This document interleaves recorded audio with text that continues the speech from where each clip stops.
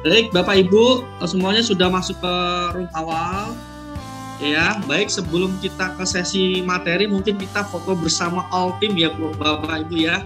All team dengan para peserta, nggak apa-apa kalau yang anggotanya sudah terlanjur live, nggak apa-apa. Yang penting kita coba untuk dokumentasi all semuanya, all team plus all peserta.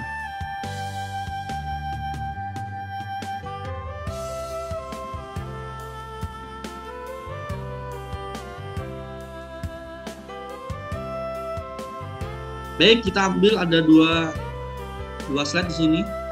Saya coba ambil. Baik, boleh kasih senyumnya. Oke, baik, ambil 1, 2, 3. Oke, scene 1 sudah. Tahan.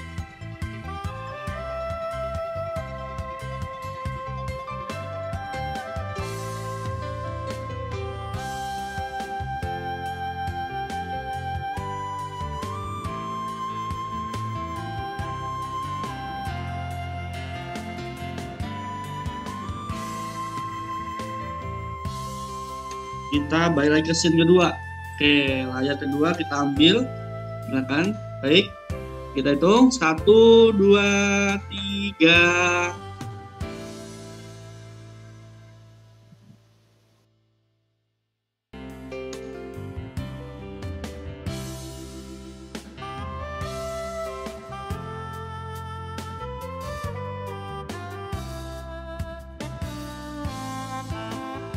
Oke, baik, terima kasih Bapak Ibu. Oke, baik, untuk tim 11 silahkan siap-siap yang ingin memberikan materi untuk tim 11. Pak siapa tadi tim 11? Ade, Pak Ade ya, saya jadikan host. Silakan Pak untuk menyampaikan materinya. Durasinya 10 sampai 20 menit. Saya jadikan host ya, Pak Ade Surya ya.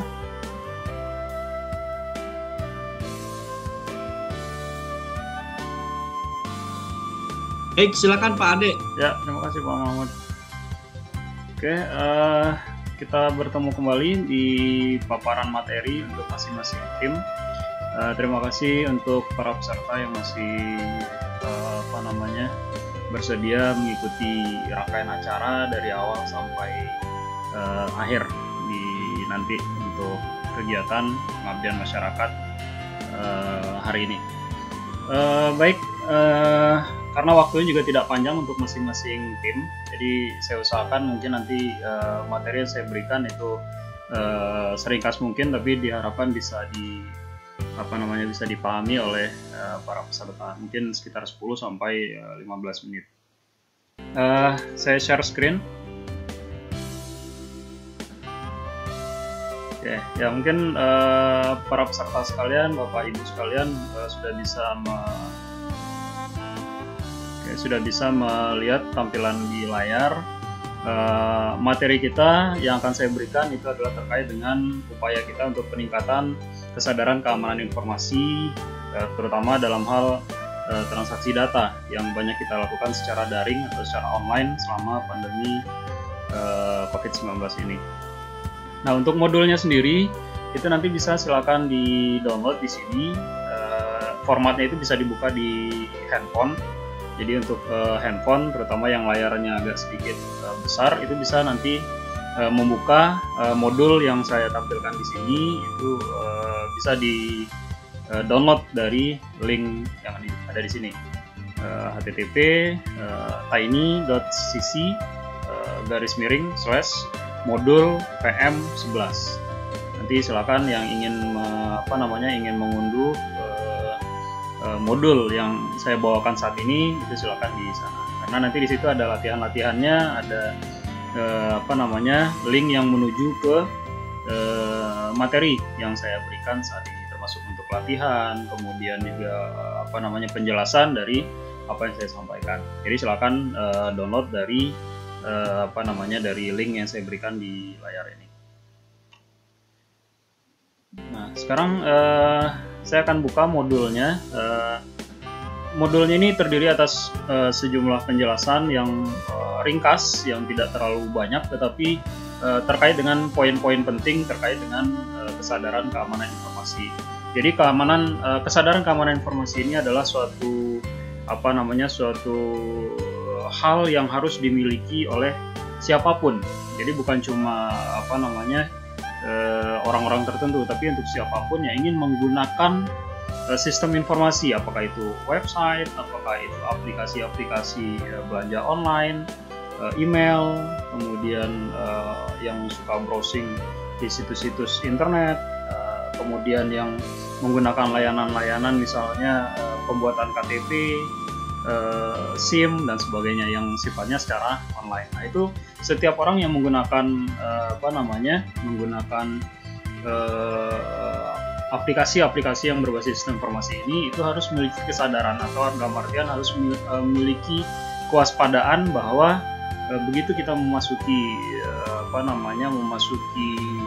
dunia maya atau istilahnya dunia cyber, nah kita harus sadar bahwa ada banyak hal yang bisa membuat mengundang kejahatan-kejahatan di dunia cyber. Jadi kita harus punya kesadaran, kita punya kewaspadaan bahwa sistem informasi itu adalah dunia yang sangat kompleks. Di situ ada orang baik, ada orang jahat, ada penipu, ada segala macam. Di situ banyak kejahatan yang bisa terjadi. Jadi diharapkan masyarakat itu bisa memiliki kesadaran yang dimulai dari dirinya sendiri, yang nanti mungkin bisa ditularkan atau disebarkan kepada masyarakat secara lebih luas. Karena memang angka kejahatan cyber di Indonesia itu sangat tinggi sekali. Jadi angka orang-orang yang menjadi korban di dunia cyber atau di dunia sistem di dunia maya ini itu sangat tinggi sekali, terutama kalau kita bicara di Indonesia. Jadi itulah yang mendasari kami dari tim 11 ini untuk bagaimana caranya untuk mengupayakan bagaimana kesadaran keamanan informasi ini ada di dalam masyarakat. Karena memang yang namanya kesadaran keamanan informasi ini itu harus ditingkatkan terus, karena memang penggunanya banyak, tapi banyak yang tidak memahami bahwa ada hal-hal yang harus dipahami ketika kita ingin berinteraksi di dunia maya seperti itu. Oke, nah salah satu upaya yang bisa kita lakukan untuk meningkatkan kesadaran keamanan informasi ini bisa melalui penyuluhan seperti ini, seperti dalam kegiatan ini, yang juga disertai dengan training atau workshop atau pelatihan-pelatihan yang nantinya akan meningkatkan dengan sendirinya kesadaran keamanan informasi bagi masyarakat. Seperti itu yang mendasari dan melatar belakangi kenapa kami dari tim 11 ini mengambil tema ini, karena sangat penting sekali, apalagi di saat pandemi ini kita banyak sekali bertransaksi secara daring gitu. Jadi kita mengirim data, mengirim informasi yang kadang informasi yang sensitif, misalnya seperti tanggal lahir, nama orang tua, identitas KTP, kartu keluarga dan sebagainya. Jadi itu adalah data-data yang sangat sensitif. Jadi data yang bisa istilahnya kalau seandainya jatuh ke tangan orang yang tidak berhak, maka ini akan sangat membahayakan sekali. Gitu.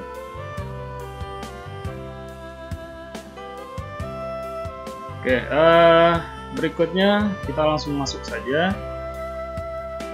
Saya perkenalkan dulu, tim inti kami adalah terdiri dari saya sendiri, Adi Surya Budiman, kemudian Bapak Farizal, Bapak Amrin, dan Bapak Budi Supriyadi. Kemudian dibantu oleh 3 orang mahasiswa yang berasal dari program studi teknik komputer. Nah, kemudian yang pertama kali harus kita pahami adalah kita mengenali diri kita sendiri dulu. Gitu. Sejauh mana kita mengenali, seberapa sadar kita dengan keamanan informasi. Pertama adalah tentang password. Nah, ini kita perlu jawab terhadap diri kita sendiri. Kita tanya pada diri kita sendiri, apakah kita paham pertama adalah tentang password. Gitu. Password ini adalah kunci rumah. Gitu. Jadi kalau kita ibaratkan kunci rumah, maka password ini ya. Ada pertanyaan? Ya, oke, saya lanjutkan. Oke, yang pertama adalah tentang password. Gitu. Jadi password ini kalau kita ibaratkan itu adalah kunci rumah. Gitu. Jadi kalau bagaimana kita memperlakukan kunci rumah kita itu. Jadi kalau di dunia maya rumah kita adalah komputer itu, maka passwordnya adalah kunci rumah kita tersebut. Nah, jadi kita perlu tanyakan kepada diri kita sendiri, apakah kita sudah paham yang dibilang password itu apa, cara membuat password yang benar, yang kuat itu seperti apa. Nah itu apakah sudah cukup bagus pengetahuan kita, apakah masih cukup atau masih sangat kurang sekali. Nah ini perlu kita kenali diri, karena ketika kita ingin berinteraksi di dunia maya, kita harus kenali diri kita sendiri, sejauh mana kita sudah memahami tentang keamanan informasi ini.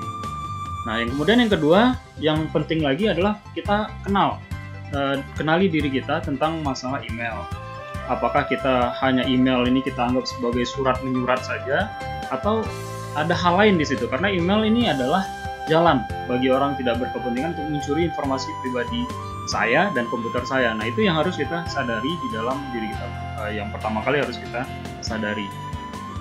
Nah, kemudian tentang perangkat dan penyimpanan data. Kita juga harus memahami bahwa apapun perangkat kita gunakan untuk berinteraksi di internet, misalnya smartphone, komputer, nah kita harus paham bahwa mereka ini, perangkat-perangkat ini adalah benda-benda mati yang terkadang tidak bisa kita kontrol sepenuhnya. Jadi kita harus paham ada virus, ada serangan-serangan terhadap komputer, kemudian kita menyimpan datanya seperti apa. Nah ini perlu kita kenali bagaimana cara kita memperlakukan handphone kita, komputer kita, dan seterusnya.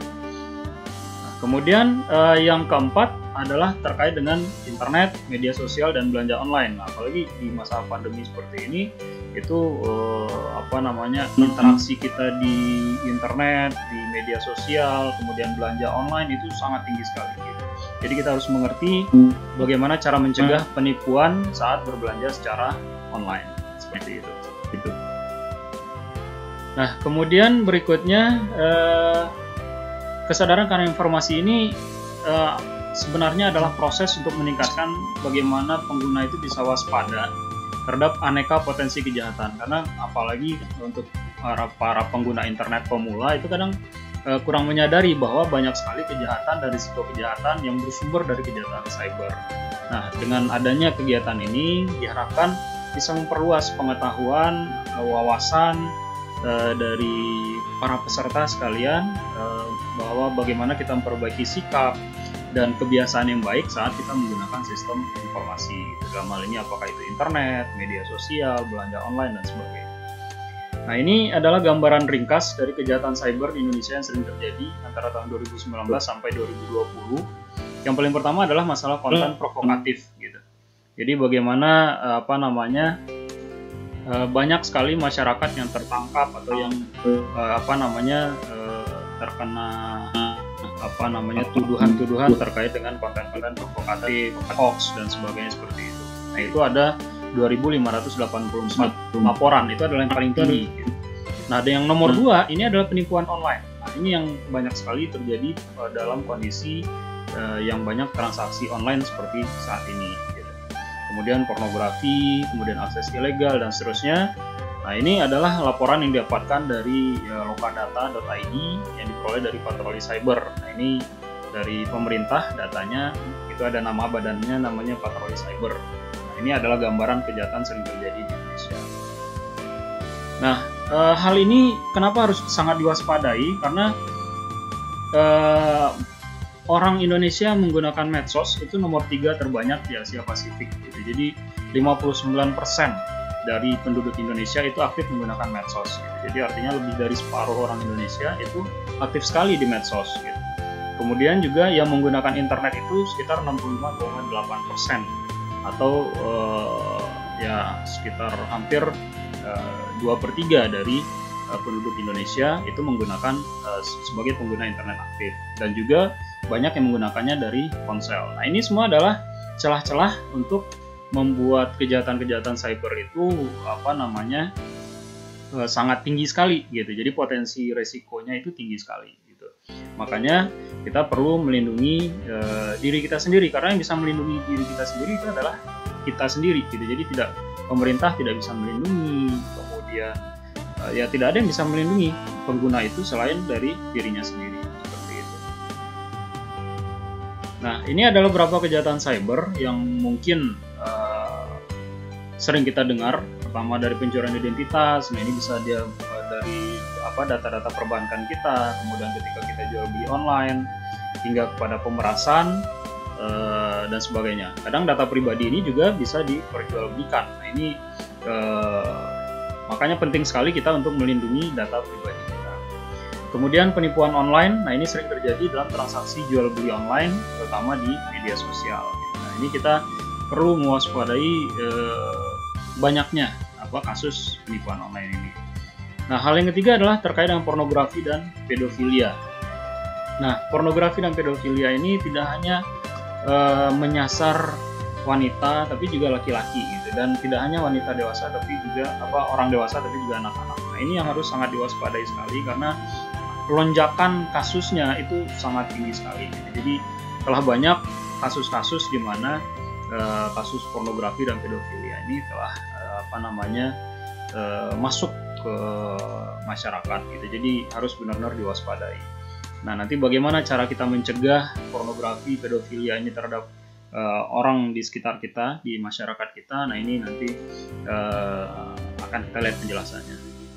Kemudian juga terkait dengan akses ilegal terhadap perangkat dan akun orang lain. Nah, ini kita kadang menggunakan perangkat orang lain tanpa izin. Nah, ini kalau para penjahat cyber istilahnya, itu mereka bisa menggunakan perangkat orang lain tanpa sepengetahuan si orang tersebut. Nah, ini yang kita harus waspadai sekali. Bagaimana mencegah jangan sampai orang bisa mengendalikan perangkat kita tanpa sepengetahuan kita. Jadi intinya adalah bagaimana kita melindungi diri kita, keluarga, dan negara kita dari kejahatan di dunia maya.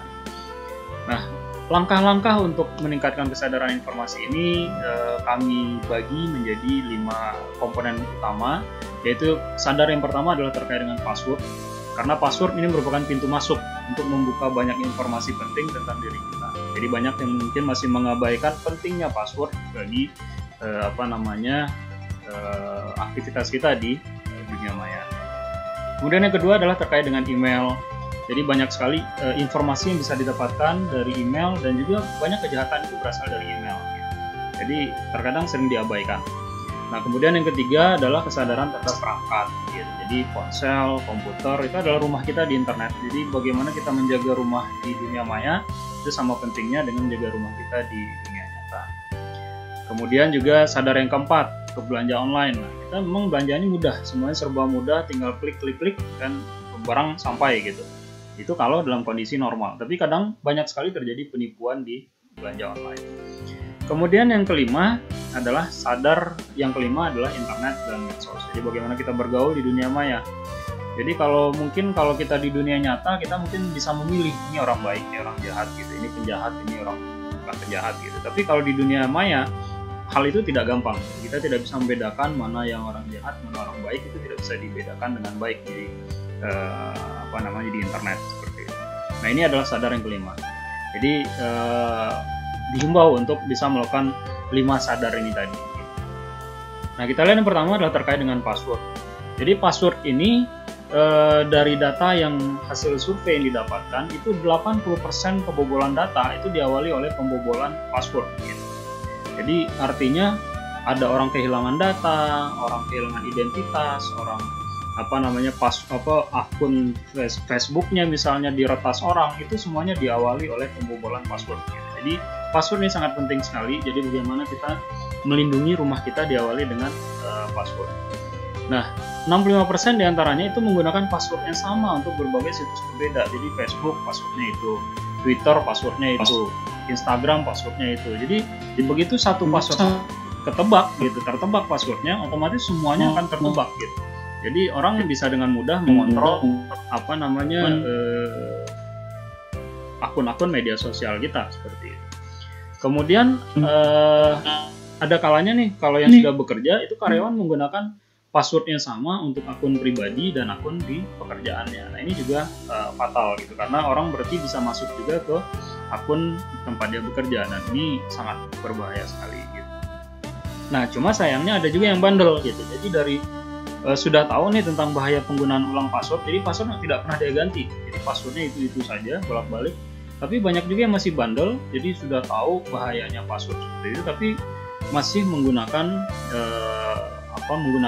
ulang password yang lama gitu. Jadi password ini harus sering kita secara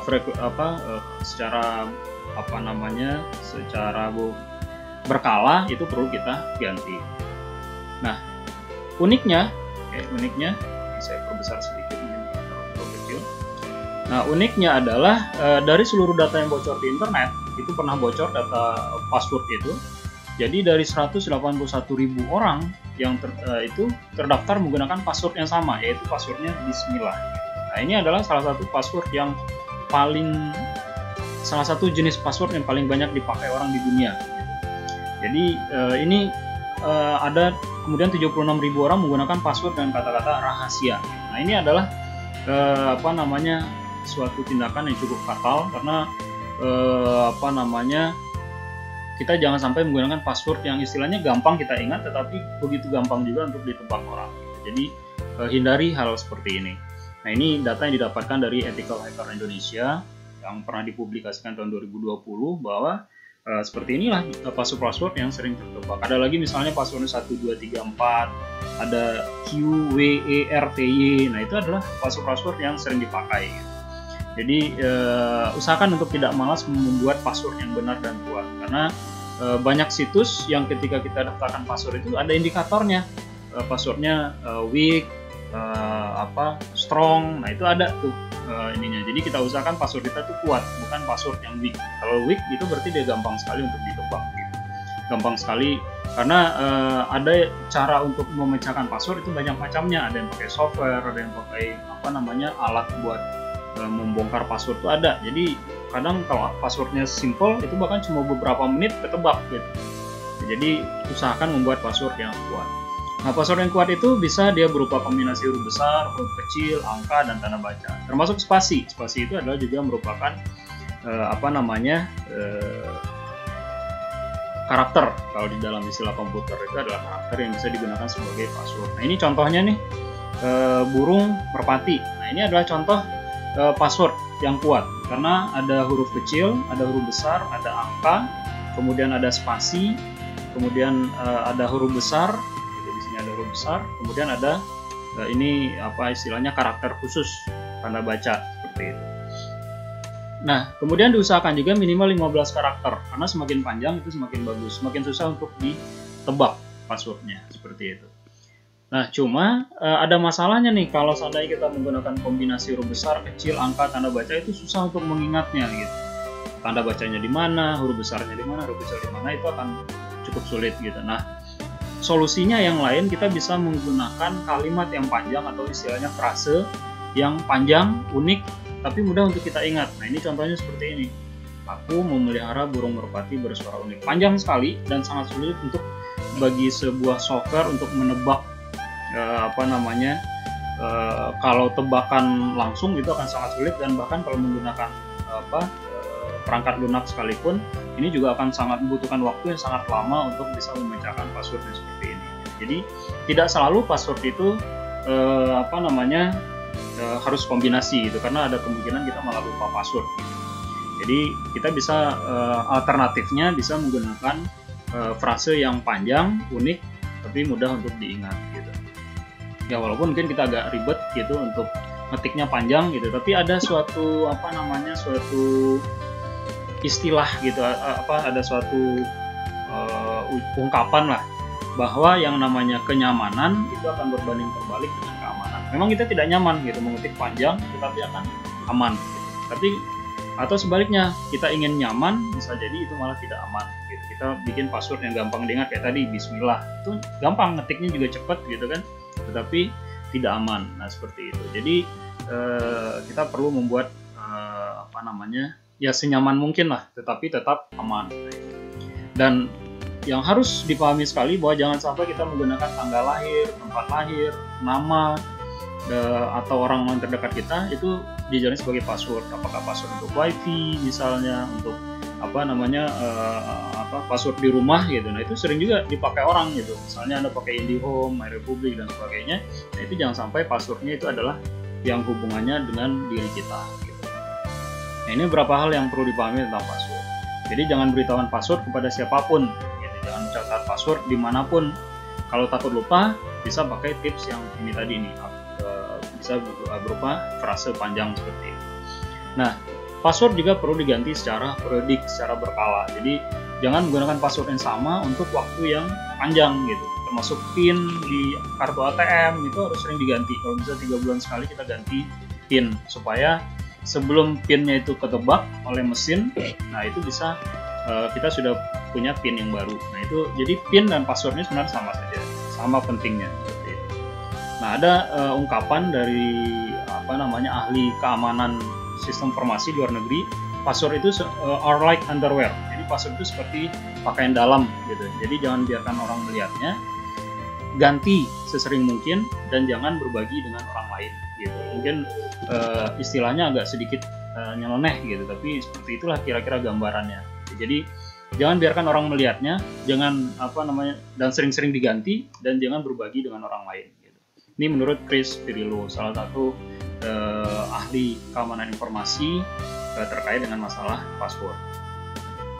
Nah, kemudian yang kedua terkait dengan email. Tadi terkait dengan email, nah kita harus mewaspadai ada yang namanya email phishing alias email spam. Nah, mungkin saya harus agak percepat sedikit nih karena materinya agak sedikit banyak tapi waktunya terbatas. Nah, di sini email phishing ini ada banyak sekali. Jadi kalau kita menerima email, kita harus pastikan kita mengetahui bahwa dalam email itu bisa ada penipuan di situ. Jadi kita harus mengenali email-email yang tergolong pada email spam ini seperti apa.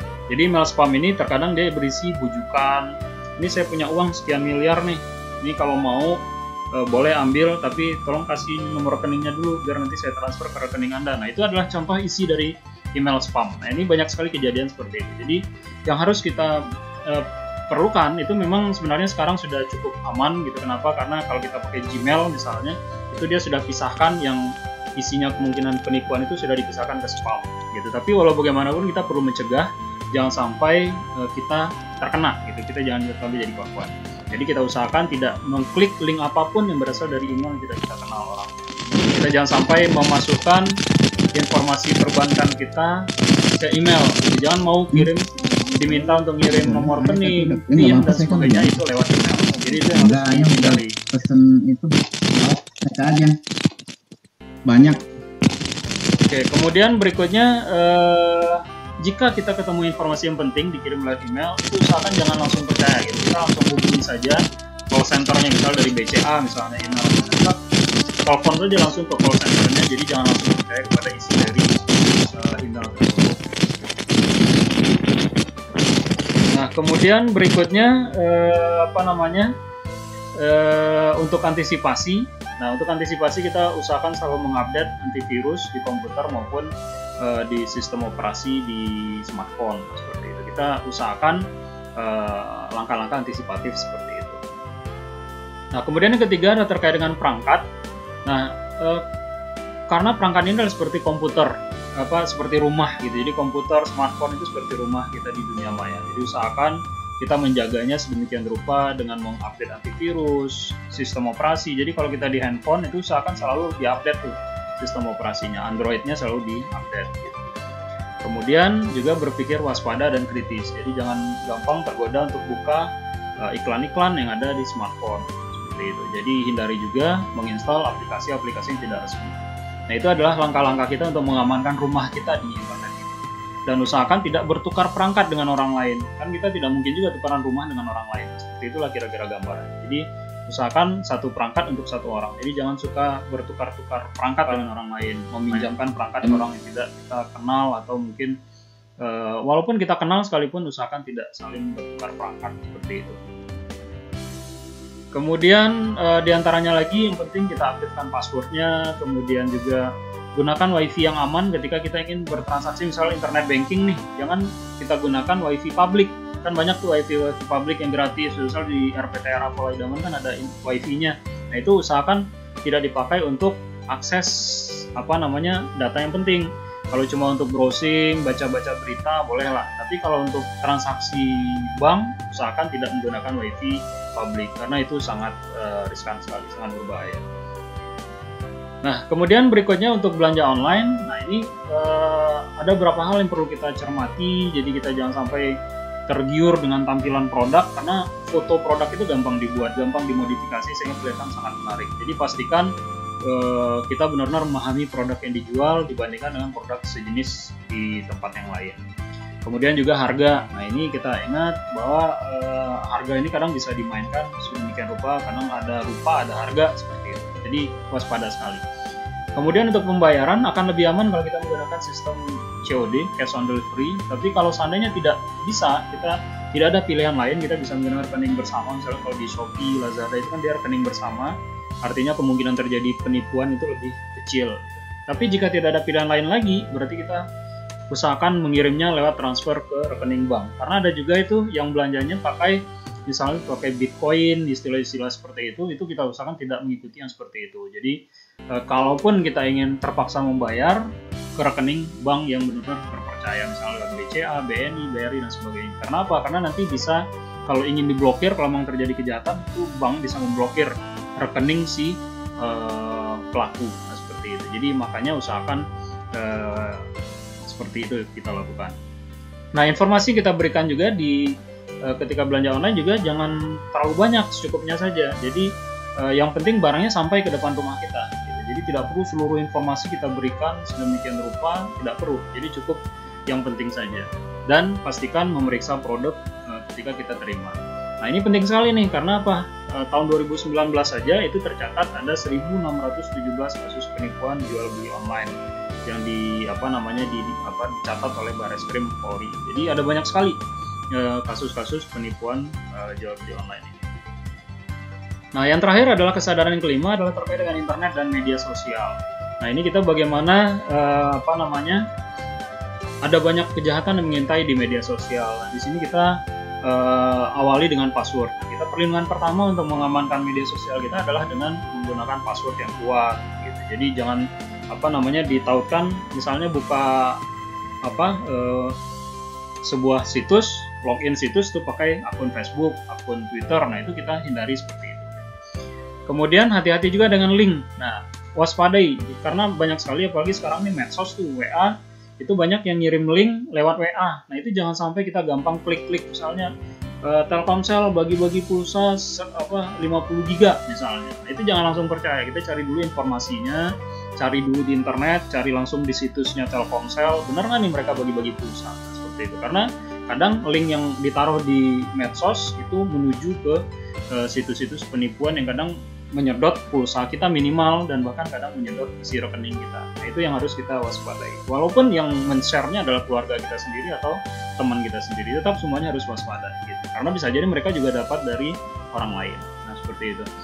Kemudian informasi pribadi itu proporsional saja, tidak usah seluruh data itu kita taruh di Facebook gitu, di Instagram, sampai istilahnya kartu keluarga itu dipindahkan semuanya ke Facebook, diceritain nih anak nomor 1 namanya siapa, nomor 2 siapa, nomor 3 siapa, ulang tahunnya tanggal berapa, nama ibu kita siapa, itu nggak perlu. Kenapa? Karena nama ibu kandung, tanggal lahir itu adalah diantara data sensitif yang biasa dipakai di perbankan untuk memastikan keaslian kita. Jadi usahakan tidak seluruh data itu kita kasih di medsos. Kalau bisa terbatas saja, tidak usah seluruhnya kita berikan. Pastikan juga keamanan situs. Nah, untuk keamanan situs kita usahakan di depannya ada tulisan HTTPS. S di situ artinya secure. Jadi dia sudah websitenya setidaknya sudah aman. Gitu. Itu salah satu cara untuk menghindari penipuan. Seperti itu. Kemudian, nah ini juga di medsos kita harus kenali dan tega juga dengan orang-orang siapapun yang ingin jadi teman kita atau teman kita di medsos. Gitu. Kadang orang tidak dikenal. Nah, kalau memang kita tidak kenal orangnya, informasi tidak cukup dan kelihatannya agak sedikit meragukan seperti itu, nah ya tega saja kita blok atau kita tolak keinginan dia untuk menjadi teman kita. Jadi di internet itu tidak ada masalah, kita harus tega, kita harus sama orang gitu. Tidak harus semua orang jadi teman kita di medsos gitu. Akan lebih baik jadi teman kita di dunia nyata daripada di medsos. Nah, itu 5 sadar yang perlu dipahami oleh setiap orang, termasuk juga para peserta di sini. Bagaimana kita bisa sadar akan keamanan informasi. Nah, mungkin karena keterbatasan waktu, nah di sini sebenarnya saya sudah sediakan ada beberapa latihan, tapi seperti yang saya katakan tadi, ini latihannya bisa sendiri saja. Jadi mungkin saya tidak bukakan di sini, misalnya terkait dengan login ke situs ini. Nah, mungkin salah satu saja untuk memperlihatkan bagaimana kita melatih diri kita untuk punya password yang kuat. Nah, ini ntar saya coba buka dulu. Nah, nanti untuk yang latihan yang lain itu silakan para peserta, mungkin karena keterbatasan waktu karena masih ada 5 materi yang lain,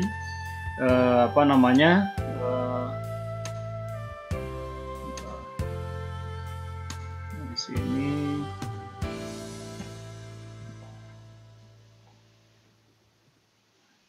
Nah, ini adalah salah satu cara untuk melihat apakah password yang kita buat itu sudah cukup kuat atau tidak. Itu bisa dari situs ini gitu. Jadi hal yang penting saja yang saya perlihatkan di sini untuk latihannya. Jadi nanti silakan para peserta, tadi sudah saya berikan link untuk download modulnya. Ini adalah contohnya untuk melihat seberapa kuat password itu. Jadi seperti ini saya tulis Bismillah. Nah, Bismillah itu adalah weak gitu. Nih. Oke, tadi kan dikatakan bahwa Bismillah ini adalah salah satu contoh password yang sangat lemah gitu. Nah, dan banyak digunakan. Ironisnya dia banyak dipergunakan, tapi dia weak gitu. Dan dia bisa dalam 2 jam saja bisa ditebak oleh si penjahat gitu. Makanya usahakan tidak menggunakan password seperti ini. Tapi kalau kita menggunakan password, kalau tadi saya punya burung merpati bersuara emas misalnya. Nah, ini adalah password yang sangat kuat. Jadi walaupun tanpa kombinasi apapun dan dia hanya berupa kalimat, tapi dia very strong, sangat kuat, dan dia butuh waktu 45 billion trillion years. Artinya sudah triliun-triliun tahun sekalipun itu tidak akan bisa ditebak gitu. Nah, ini adalah contoh bagaimana kita membangun password. Itu tidak harus ada tanda baca, huruf besar, huruf kecil, tapi kalimat tetap yang unik, yang susah ditebak orang, itu akan lebih baik seperti itu. Oke, bahkan dia lebih baik dari misalnya Bu. Nah, ini kombinasi misalnya seperti ini, burung. Nih misalnya, ini medium gitu. Jadi walaupun ada huruf besar, ada huruf kecil, tetapi dia dalam 6 jam sudah bisa ditebak. Nah, ini adalah contoh latihan bagaimana membuat password yang kuat untuk kita gunakan nanti di dalam dunia maya. Nah, karena keterbatasan waktu, saya mohon maaf dari mewakili dari tim 11 tidak bisa menampilkan seluruh latihan, tetapi silahkan mengikuti latihan-latihan yang ada di sini. Saya sudah sediakan ada beberapa latihan, silahkan diklik dari linknya tersebut. Nanti di situ juga ada penjelasan dari kenapa jawabannya harus seperti itu. Nah, gitu. Oke, sekali lagi untuk yang mungkin tadi belum melihat modulnya, silahkan nanti di download dari alamat ini, tiny.cc/modul PM11 untuk nanti mengikuti latihan untuk meningkatkan kesadaran keamanan informasi ini. Karena walau bagaimanapun, kesadaran keamanan informasi itu dimulai dari diri sendiri. Oke, mungkin demikian paparan materi dari kami dari tim 11 yang mungkin bisa diberikan kepada para peserta yang telah bersedia mengikuti kegiatan pengabdian kepada masyarakat kali ini. Mungkin seperti itu. Terima kasih atas perhatiannya. Mohon maaf atas segala kekurangan. Assalamualaikum warahmatullahi wabarakatuh. Saya akan kembalikan ke host utama, Pak Mahfud. Baik, terima kasih untuk tim 11 yang diwakili Pak Ade. Sangat bermanfaat sekali ya Bapak Ibu ya.